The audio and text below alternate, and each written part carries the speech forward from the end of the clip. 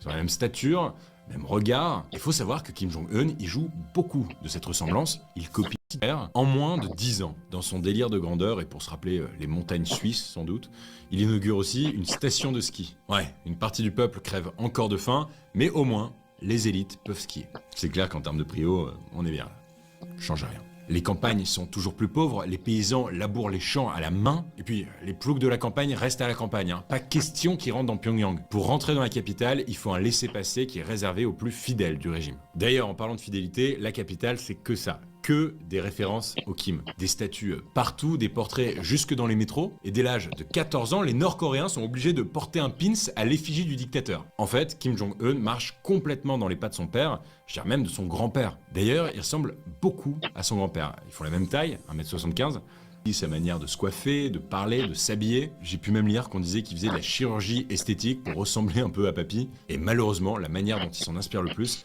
c'est pour gouverner. Encore et toujours par la terreur. Il attend une loyauté absolue de ses collaborateurs et la moindre hésitation est immédiatement sanctionnée. D'ailleurs, on ne le sait pas forcément, mais il existe encore en Corée du Nord des camps de concentration. Ce sont des camps pour les prisonniers politiques. Les rares personnes qui s'en sont échappées racontent la violence, les viols, les exécutions arbitraires. Et en termes de chiffres, c'est très loin d'être anecdotique puisqu'on estime qu'il y a encore 200 000 prisonniers dans ces camps. Ce n'est d'ailleurs pas la seule réponse de Kim Jong-un à d'éventuelles trahisons. Dans un régime dictatorial comme la Corée du Nord, il y a encore, vous vous en doutez, la peine de mort. Et il a la gâchette facile. Je vous donne un exemple que je trouve particulièrement marquant. Vous vous souvenez